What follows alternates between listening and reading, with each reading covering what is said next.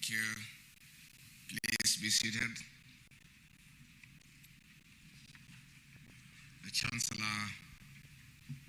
Kenyatta University, Dr. Benson Wairegi, the Cabinet Secretary, Ministry of Education, the Honorable S.K. Machogu, the Chairman, Kenyatta University Council, Professor Shem Bigot Athola, members of the University Council, the host Vice Chancellor, Professor Paul Wainaina, chairpersons of councils from other universities, vice chancellors from other universities, members of the University Senate, political leaders, members of Parliament present, parents and guardians, graduates, staff and students of Kenyatta University, distinguished guests, ladies and gentlemen.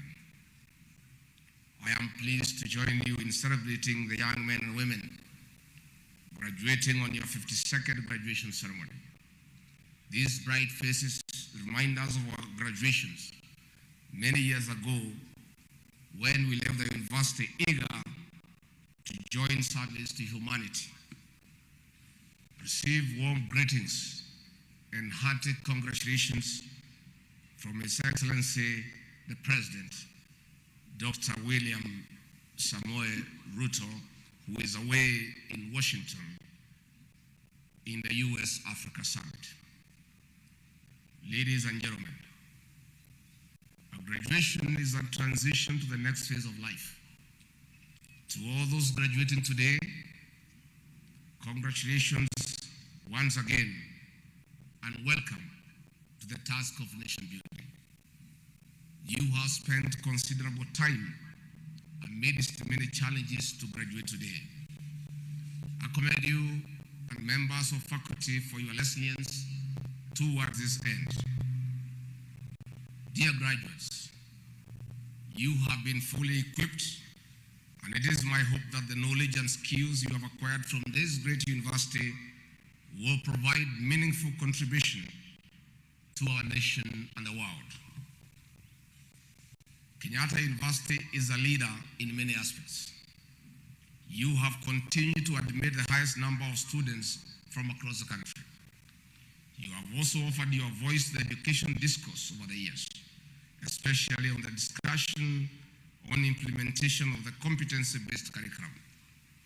I wish to encourage your members of faculty not to shy away from intellectual engagement when called upon. Mr. Chancellor, sir, the theme of this year's Kenyatta University graduation, research for economic prosperity, boils into the philosophical underpinning of our bottom-up economic model. I look forward to an incisive approach, domestication and discourse of this model from the academia. Over the years, Kenyatta University has made meaningful contribution to the development of human capital, not only for our nation, but across the globe. I salute the work that has gone into this university in terms of providing leadership and remaining at the forefront of our nation's development.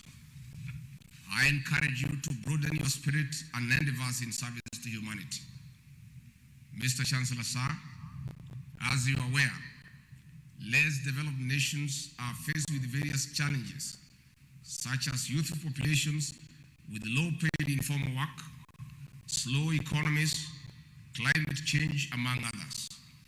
These challenges require solutions, which I'm certain lie in some of our university libraries.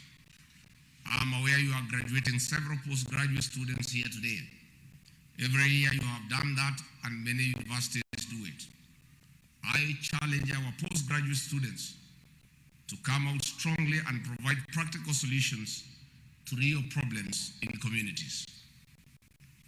Ladies and gentlemen, research is one of the key mandates of every university. As the government remains committed to reforms and living in the ideals of our Constitution, it is imperative that universities act as think tanks and provide reliable data from research for evidence-based decision-making.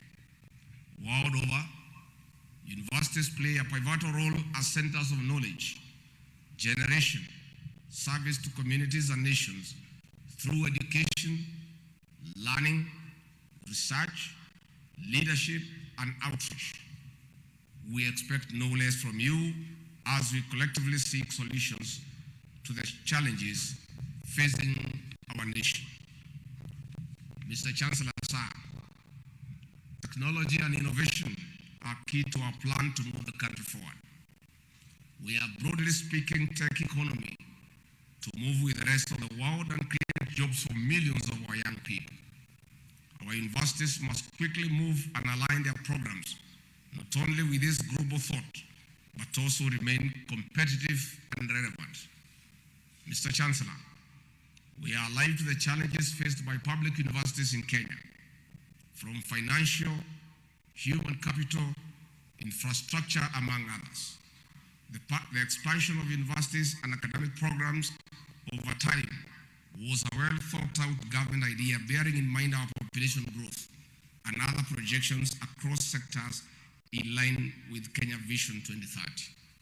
The Presidential Working Party on Educational Reforms, where your Vice Chancellor sits, will early in the year come up with practical solutions to tackle the ills that bedevil our universities. The idea to move universities from ivory towers to our villages was not meant to make them tribal cocoons and water down the quality of our graduates and academic programs. This was a deliberate move for the government to enhance outreach and provide solutions affecting the people while making education available and affordable to all. This vision lives on. Members of the faculty, as you strive to improve the caliber of research outputs, maintain and improve quality of your academic programs and graduates, I encourage you to formulate measures that will enhance financial sustainability without compromising your mandate. Universities must find a way of diversifying revenue streams as a means of generating funds for sustainability. I encourage you to take advantage of government agencies like the National Research Fund and development partners to sustain your research activities. Mr. Chancellor, sir, I'm aware of the good work going on in most of institutions of higher learning, especially here at Kenyatta University. Allow me to single out the brainchild idea of the Kenyatta Teaching, Referral and Research Hospital. The hospital came in handy at the head of COVID-19 pandemic. This facility must live to serve not only the university community, but the nation of Kenya. I urge the university management and the management of the referral hospital to strike a healthy balance to make proper use of it, especially in training your students in the field of medicine. These facilities should be used for the benefit of all. As I conclude, I commend the University Senate, management and the Council for their concerted efforts in ensuring continuous improvement of academic programs and services. Ladies and gentlemen, allow me once again to congratulate the graduates on this graduation square. We celebrate you, and we also celebrate your parents, guardians and benefactors who have enabled you to attain the academic credentials you receive today. Finally, receive warm greetings from His Excellency, the President of the Republic of Kenya, Dr. William Samoei Ruto. I wish you a Merry Christmas and a prosperous year 2023. God bless Kenyatta University. God bless you all. Asanteni sana. Hiyo ilikuwa ni hotuba ya naibu wa rais wa Jamhuri ya Kenya. Sasa niseme machache kama Rigathi.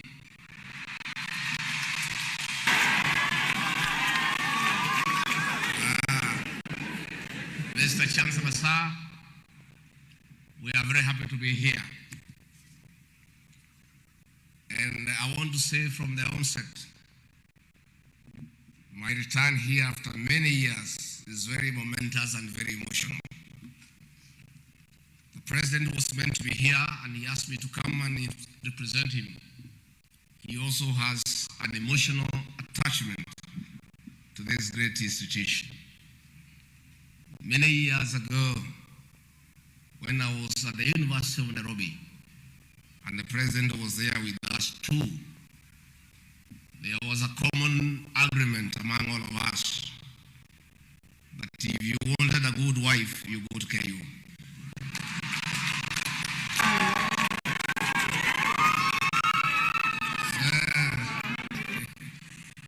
I don't know whether that is still true today. Is it still true today? So back in the year 1987, I took bus number 45 to hang around here, looking around. We would go there to KM and spend some time there. Tegea na kuangalia.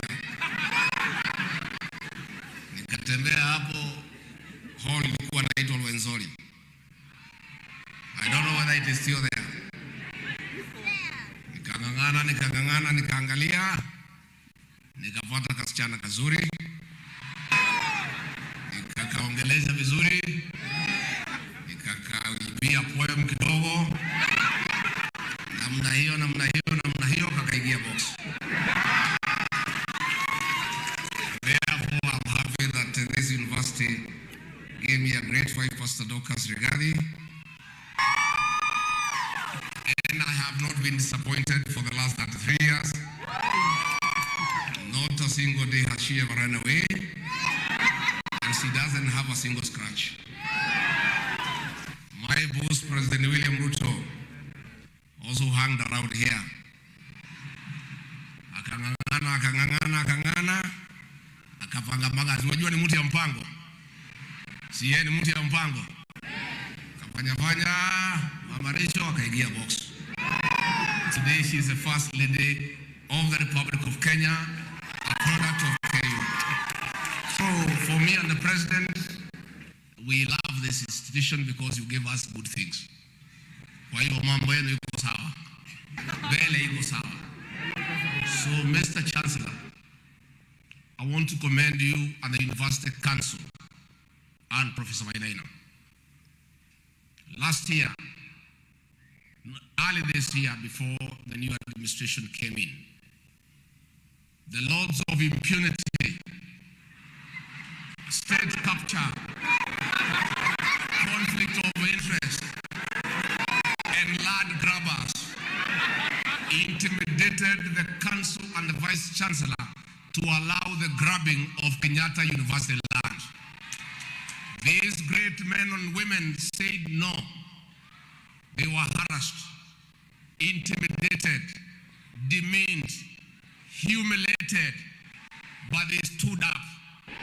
Can you give a clap to the University Council and Professor Wainaina?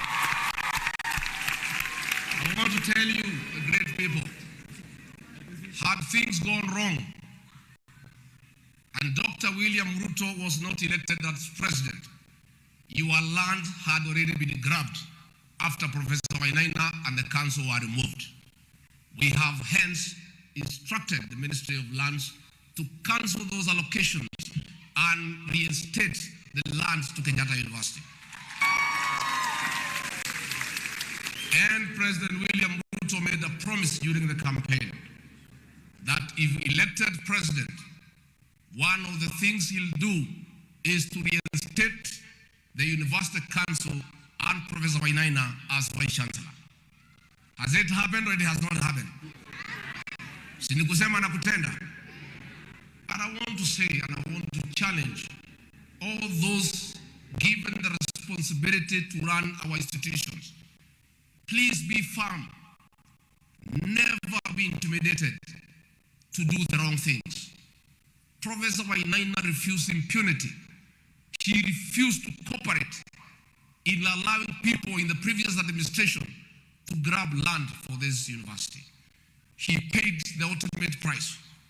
He was humiliated in public. He was demeaned and he was dismissed as vice chancellor. He walked with his head tall but stood firm. That is a way. Never again in this country, in our government, will any officer of government, from president going downward, will ever again humiliate a professor before his children and his students and his lecturers. It is wrong. It's unacceptable. And I want to appeal to the political leadership in this country. When God gives you power, don't demean other people. Don't make other people feel small. All human beings deserve respect. Professor Wainaina maybe have a small person compared to those big people, but he has a wife who thinks he's a hero. He has children who think he's a hero. He has students who think he's a hero. When you demean him in public, that is unacceptable. Professor Wainaina and the Senate, on behalf of the government of the Republic of Kenya and the political leadership, we want to apologize to you and your family and the Kenyatta University fraternity for the humiliation that you are accorded for standing firm to refuse the land of Kenyatta University to be grabbed. We have agreed that the land revert to Kenyatta University, save for 48 acres, that will be procedurally and in accordance with the law, be given to the squatters of Kamai. The rest of the land remains for Kenyatta University and must be preserved as such for the university and for posterity. Finally, we are aware of the little friction and discomfort between the university management and the referral hospital. We have called a meeting in January to sort it out. We'll call the university management, the referral hospital management, the cabinet secretary for health, and the cabinet secretary for education to sort out that matter amicably for the benefit not just of the university, but for the people of Kenya, so that we have a seamless institution that is operating in the manner that it was envisaged when it was set up. So I request you to give us some bit of time. When we come in the new year, we shall be able to sort out that matter. Again, this university is respected. Most of us, we went through the hands of teachers who got their degrees in these great institutions. And therefore, we are indebted to this institution. I ask you to continue bringing up graduates at all levels, masters, PhD, for the benefit of this country. And as I have said, the report on the Presidential Working Party on education reforms will be out next year, so that we set out what we need to do about our universities, about the CBC, and other requirements of areas where we have a bit of challenge, so that we can streamline our education sector. I really want to salute the new Minister for Education, the Honorable Ezekiel Machogu, for pragmatic leadership that he has exhibited since he was given the opportunity to lead this great sector. And Waziri, you have our support, and we want to encourage you to proceed with the good work you are doing. I want to commend the University Council, the Senate, and everybody who have done one thing or another to come up with these great men and women before us. And as they move to the world, to look for greener pastures, to find out how they will fit in the world out there, we wish them well. President and all of us who work under him are clear that our focus is about job creation. And that is why we have created a good atmosphere for investors to come to this country, so that they can create jobs for our young population. I want to encourage you. I also want to encourage you to move into business. we have the Hustlers Fund that you can borrow and help you to set up small businesses and grow them from small into something big. And let me tell you, that fund is a good fund. It may look small, but that is the way you start. A long journey starts with a single step. You borrow 1,000, you borrow 2,000, you multiply that money to 10,000. That 10,000 you multiply to 100,000. 100,000 will be 1,000,000 shillings. Progressively, one day, you will be a billionaire. So we want to encourage you to get into enterprise. Finally, I also want to say that this institution has produced good leaders. I want to encourage you graduates. Don't just sit there. Nobody will give you a position. You must go out and look for it.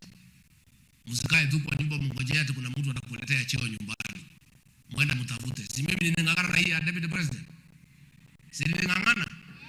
Si nilikuwa kwa kona mbaya sana. Ni kung'ang'ana, maisha ni kung'ang'ana. Lazima hata nyinyi, young men and women, we want leaders in this country. And don't leave this leadership just to us. This university has produced young leaders here. The Honorable Dedi Nyoro, at 37, he is the chairman of the Budget and Appropriation Committee of Parliament. He came from this university. The Honorable Muchangi Karemba, the only Mukurino in the world to be a member of Parliament. Alitoka hapa, he is the chairman of Labor and Social Protection Committee. Pigie makofi. We have the Honorable Kimani Kuria, the MP for Molo. He is the chairman of the Finance Committee in the National Assembly. We have the Honorable Patrick Munene, the MP for Chuka, Igabangambo. He is the vice chairman of the Health Committee in Parliament. We have the Honorable John Kagushia, the MP for Mukurweini. We have Governor of Homa Bay, the Honorable Gladys Wanga, alikuwa mtoto wenu hapa. We have Senator Isaac Mwaura, Mzungu Waruiru, he was here. We have the Cabinet Secretary for ICT, Eliud Owalo, he was from here. We have Professor Kisiangani, who has been your lecturer. We have appointed them PS for Information and Broadcasting. Kwa hivyo, nyinyi watu ya KU muko mbele kama mfuko ya shati. And we want to encourage you that this institution has produced good leaders. We want to ask you to get interested in leadership, in management. Don't just sit there to be led, you can also lead. Ningetakia nyinyi mema na Christmas njema. Mngetaka nikipata rais nimsalimie? Nimsalimie hasla number 1. Na nimwambie mwaka ujao akipata nafasi ya kuja, si ndio? So I want to say thank you very much. May God bless you. Merry Christmas and Happy New Year. Asanteni sana.